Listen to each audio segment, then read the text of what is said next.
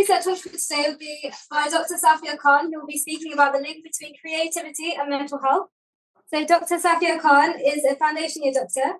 Her academic research spans the fields of medical education, surgical innovation, medical humanities, and psychiatry. She has written widely on the interface between politics and medicine, and has created policy for the British Medical Association on strategies for improving care in underrepresented Muslim communities. Safia is also a published poet. She has delivered lectures in poetry in various universities and literary organisations across the UK.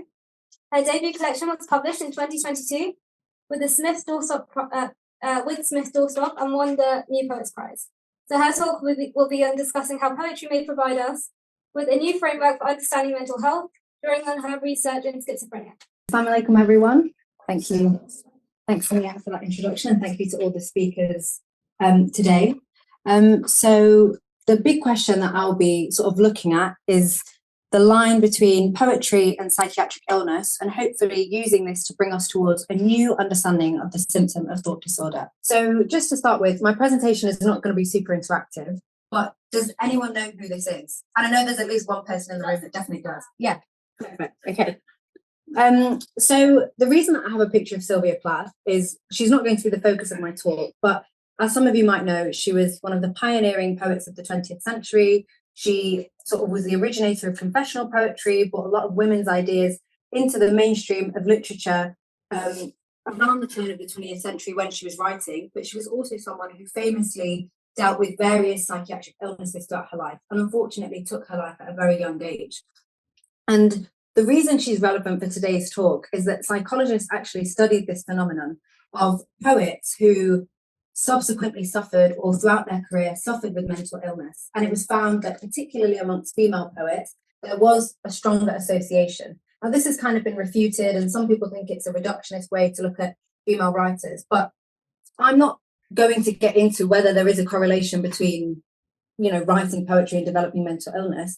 It's more to point out the fact that actually for a long time, the Sylvia Plath effect, as it's been termed, is something that we've known shows that there is something of a link between creativity and mental illness. So just to give you guys an overview of the talk, inshallah, what I'm going to be discussing is talking to you a little bit about thought disorder. So some of you with a background in medicine or any kind of clinical background might already know what that is. And then also putting forward a new theory that we've kind of developed to explain how thought disorder might arise. And then at the end, just looking at Islamic poetry in particular and how this might instruct us to reframe our approach to mental health. So the first thing that I want to do, I'm not going to read the whole thing. Hopefully you can all see that on the screen. I'm just going to share a poem with you by the writer Sylvia Plath. It's called Fever 108 Degrees. And she wrote it in the midst of an extreme illness. She was extremely unwell. She had a fever, as the name suggests. And I've taken excerpts from the poem which describe her experience of having a fever. And the reason that I chose to include this poem is because I think it's a really good example of how something that can be striking and innovative in terms of poetic imagery in another context can actually border on kind of the malassociations that we sometimes see in disorders like schizophrenia. So the images that she uses to describe her fever are like a light bulb that's flickering off and on. She likens her head to a Japanese lantern. She says, my head, a moon of Japanese paper. And also that she is a huge camellia, which is glowing and coming and going, flush on flush. And this is what a camellia looks like.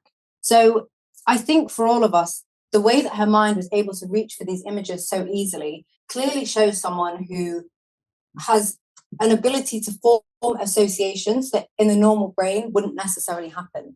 But also, I think all of us reading this, even for people who don't particularly engage with or enjoy poetry, can see how these associations were formed and how they make sense. And I think pretty much everyone in here will at some point have had a fever. These images are all actually very apt descriptions of what that feels like, but they're just explained in a very unconventional way. So part of that is hugely testament to her skill as a writer, but it gives us some insight into some of the symptoms that we see in people with schizophrenia, where they may not necessarily be able to control those associations and how they form, but something similar perhaps is happening. So what I wanted to do is think about these associations that our brain forms as a spectrum. So when I say a word, all of us have associations that we form with that word. So I've given the example of the word blue. I think most of us can come up with a few basic things that we think of when I say the word blue.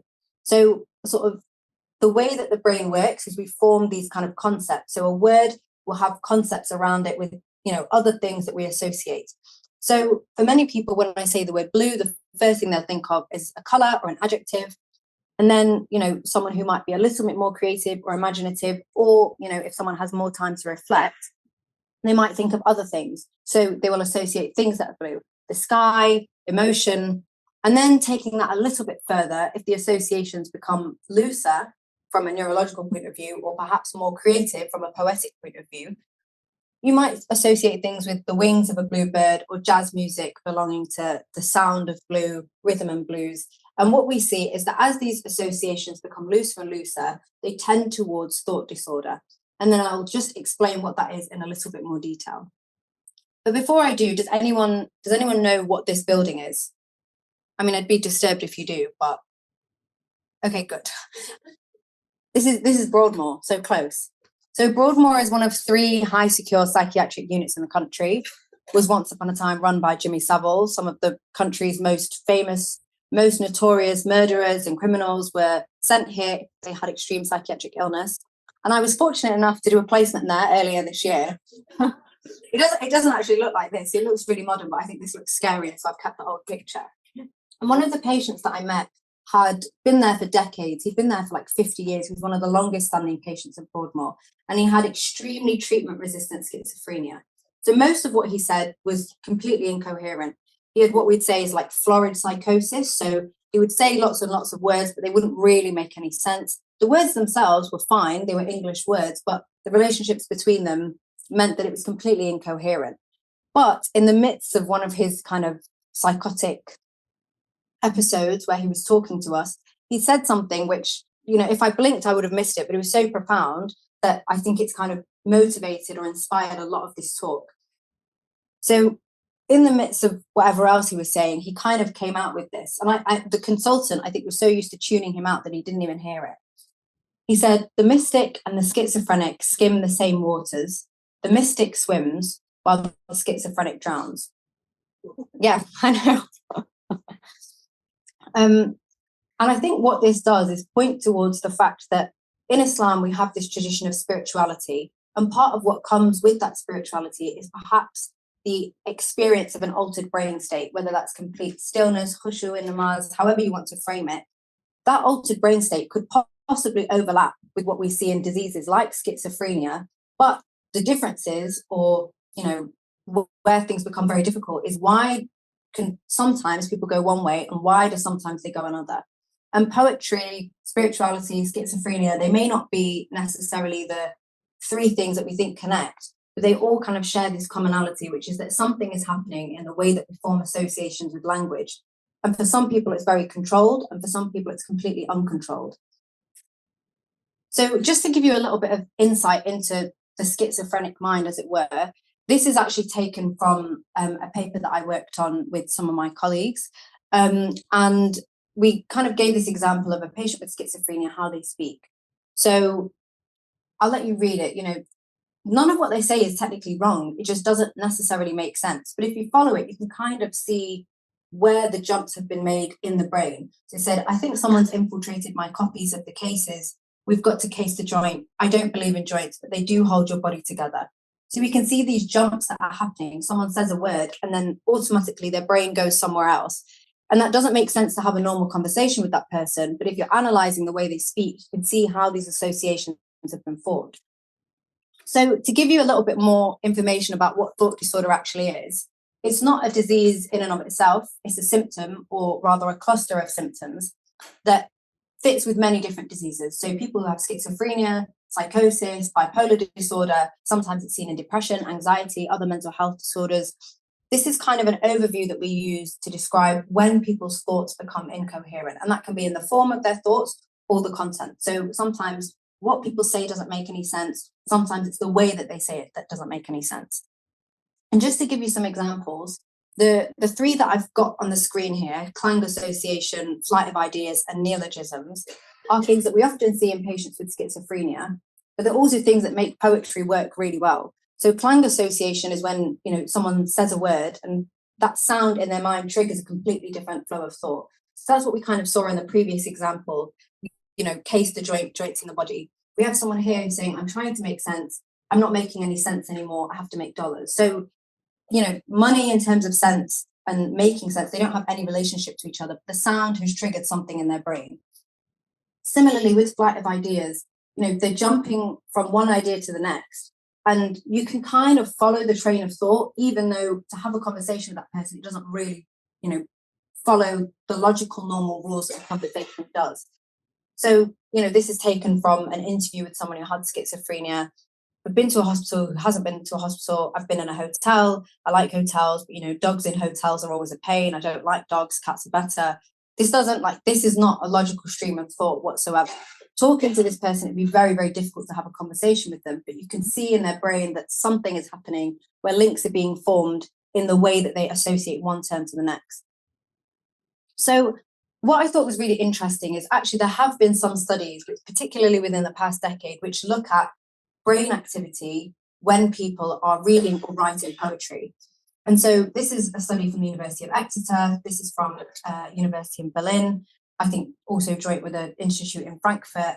And what we see is, these studies looked at different things, but when the participants of the study were either reciting poetry, reading it from a page, the parts of the brain that are activated show some overlap with the parts of the brain that we think are implicated in schizophrenia. So clearly, what we can see from the brain, and the brain is very vast, there are lots of different anatomical associations. We can't draw, a clear link just from seeing a picture like this. But actually, this tells us that there is something here. This gives us a clue that there is more in common with imagination or creativity and mental illness than perhaps we first thought. So just to sort of move the talk in a slightly more scientific direction, and hopefully this won't be too much, the way that we form memories in our brain, or the way that scientists believe that we form memories, is through patterns of activity. So neurons, which are nerve cells in the brain, they might be clustered in a particular area, but the way that this group of nerve cells, so all of these little triangles represent nerve cells, the way that particular nerve cells will form a memory is by firing in a particular order. So the ones in green, let's say that represents a memory of going to school. The ones in blue, firing in a particular order, might represent a memory of going to work. Now, these are in the same or similar space in the brain. They have some connection between the two. They are both memories that are kind of loosely associated with one another, but they are also discrete, and your brain normally should store them as discrete memories. So this is the theory that we put forward, which is to explain why this pattern of activity in the nerve cells might lead to thought disorder because of something called the shallow attractor theory. So this is just a mathematical model. It doesn't sort of exactly represent what's happening in the brain. But we published some work essentially setting forward this theory that the shallow attractors, which are kind of these valleys, are why in a normal or healthy person, they might be able to separate two memories discreetly, whereas in schizophrenia, when they speak, their memories or their recall of concepts is becoming extremely blurred. So I'll just explain this figure in a little bit more detail. It looks scarier than it is. Essentially, each of these contexts kind of represents, imagine this valley here is just like a cluster of nerve cells that encode a particular memory. So context one, let's say that's the going to school memory. Context two is the going to work memory. It's much easier for this ball, which is like the flow of electrical activity in the brain, to move through context one than it is to go from context one to context two. It's essentially the way that we're explaining it with this figure is by saying it's easier to walk sort of through a valley than climb over a hill, which is why in your brain, even if they're close together, these exist as separate memories. So you can recall, the beginning and end of going to school, and you're not going to get confused when you go to work by driving to school because you have them stored as two separate memories in your head. However, what we think is happening in schizophrenia, and the evidence that we've kind of looked at possibly suggests this, is that we have a shallowing of these attractors. So basically, it's much easier to go from context one to context two now. So the cells firing when you're thinking about going to school, suddenly you can activate much more easily the cells firing in context two because it takes less energy to move from one state to another. So you can be thinking about going to school, then suddenly you're thinking about going to work. And those memories or the recall of those memories or those concepts get confused. And that's, a specific example to very time, place oriented things. If you imagine the way that we process the world, how many concepts we're having to think about on a day-to-day basis, it's no wonder that if this theory has any merit, why the brains of people who have schizophrenia make it so difficult for them to navigate the world.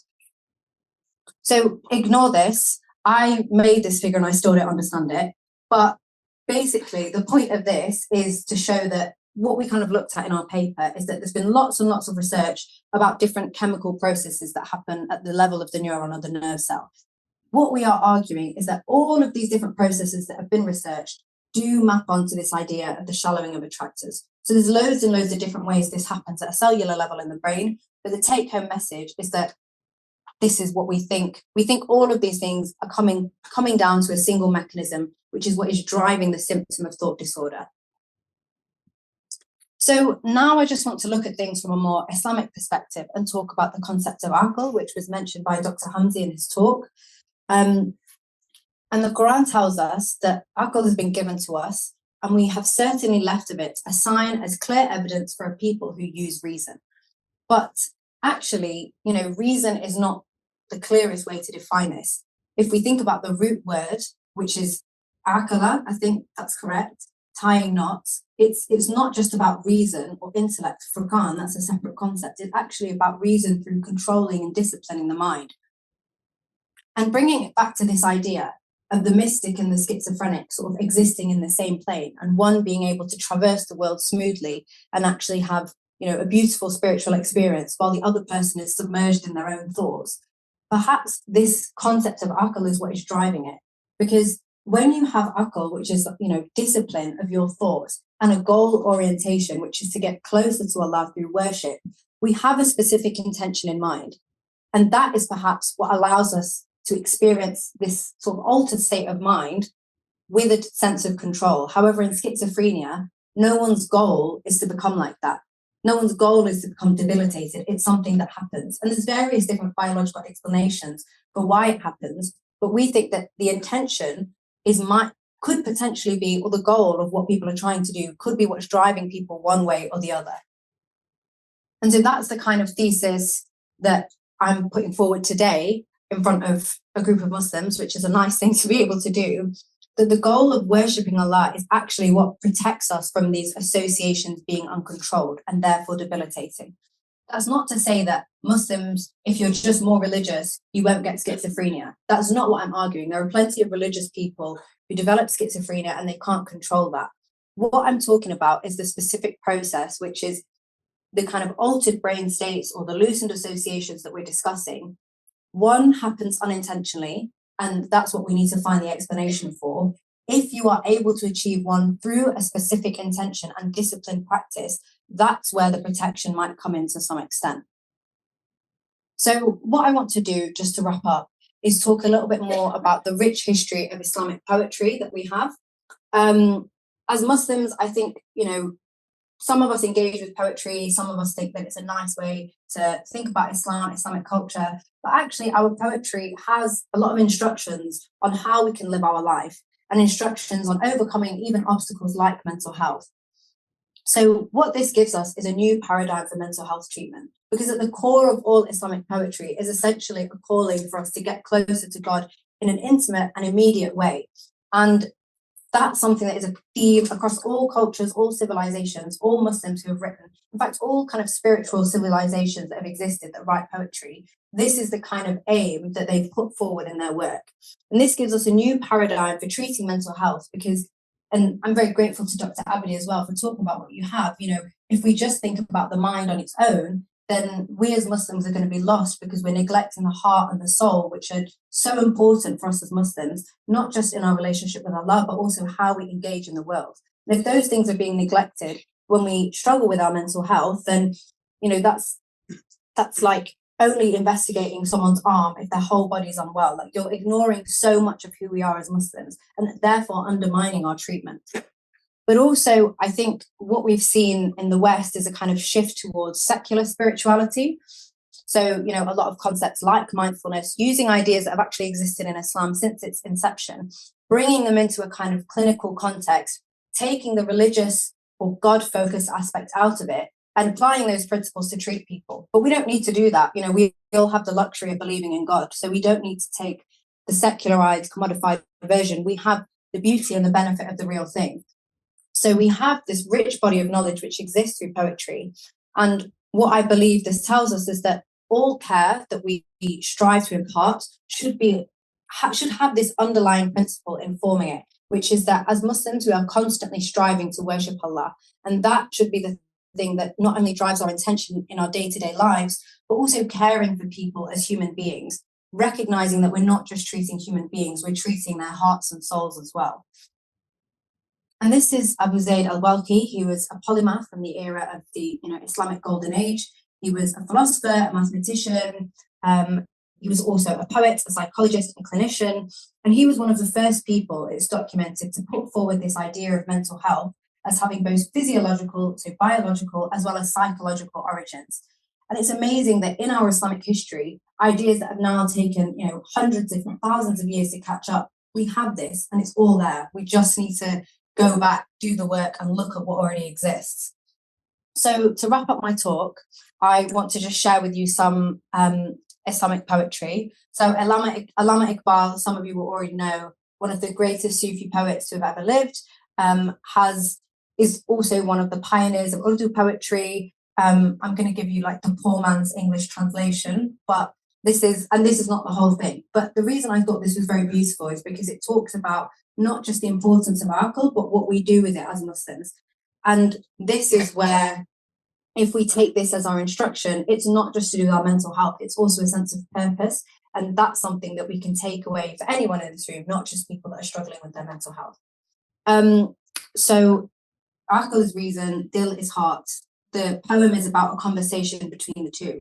And again, I won't read the whole thing, it's there. I'm happy to share it with anyone who wants to read it.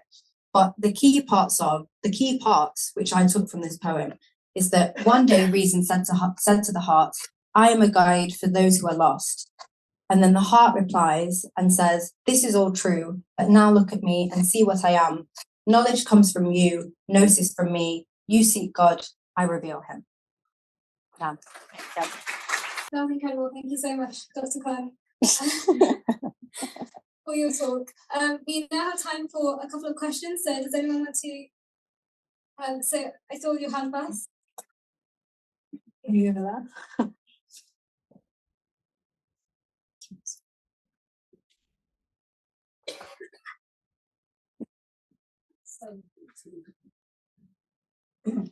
Assalamu alaikum. Thank you very much, Safia. Alaikum salam.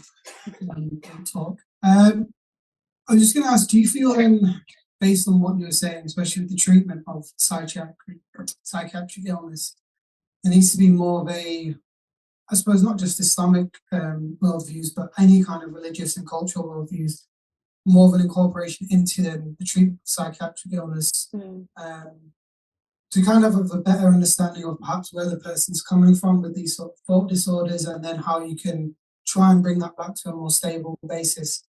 So I suppose the example is, say, the Maori tribes in New Zealand, a lot of their beliefs are based on speaking to the spirits of their ancestors.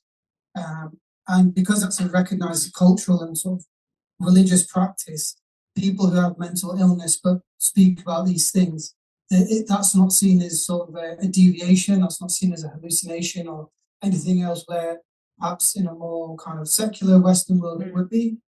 So do you think then bringing that in would help to treat patients perhaps on a more individual level, see things from their perspective, and then, yeah, again, sort of where this loosening of thought is, try and, I suppose, like I said, bring a more disciplined approach to it and help guide the person back through understanding of their own kind of context and sort of religious or cultural basis. Yeah, thank you for your question. It's really interesting. And I completely agree with what you've said. I think I agree with you on multiple levels. So on one level, and I think this is the kind of like NHS sanctioned answer, yes, we need to respect people's cultural fluency, their backgrounds, and try and incorporate that into our treatment of them. But these are still using ultimately like secular paradigms to treat them.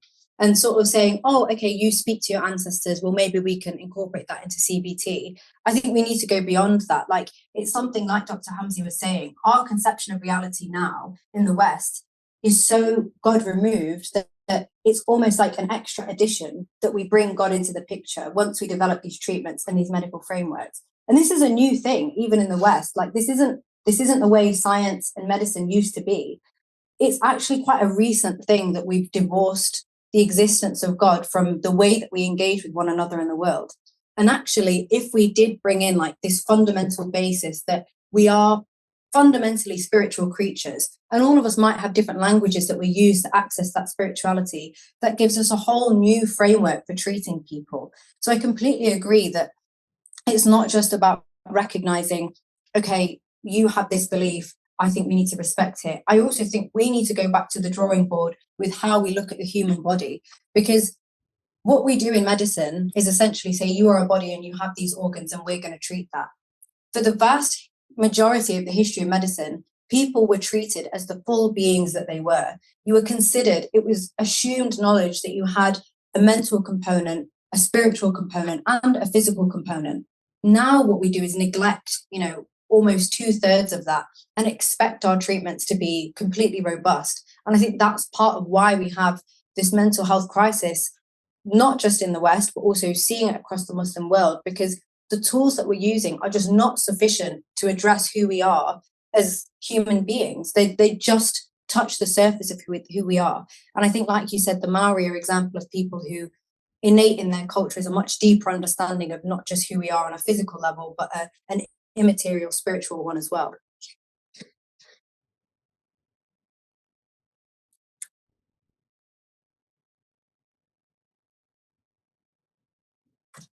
Assalamu alaikum wa rahmatullah. Thank you so much. Jazakallah khairan kathiran for your talk. It was amazing. Thank you. Oh, thanks.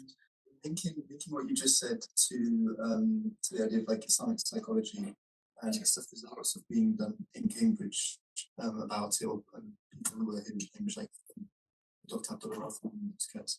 I also wanted to link that though, and especially what you just said about the secular and the Islamic and these two fundamentally different paradigms to dawah. Like if we're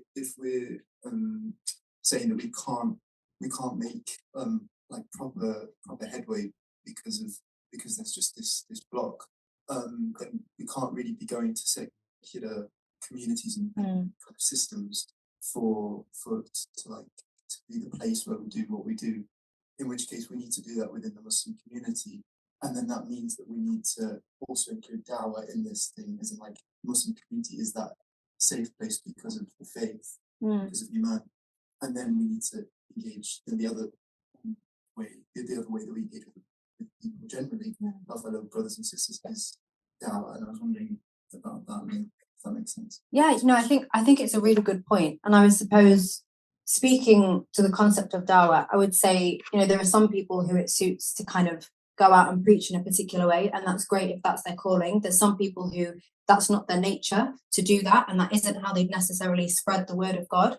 But I think in terms of what you've said, the first starting point is, for anyone engaged in this kind of work as Muslims, is to do it in your own community first, but then also recognize, I do think it's inevitable that other people will be open to these ideas, because we're already seeing that now. Like, there's lots of reports of the kind of, like TikTok generation, where these hard ideas of like rationalism and empiricism are not popular for them. Like, they are actually more open to spiritual ideas, but unfortunately, like, those spiritual ideas are being sold to them by people who do not have like their spiritual benefit at heart. It's profit, and okay, what can we get their eyes on? Okay, they care about astrology, let's put like horoscope TikToks on there.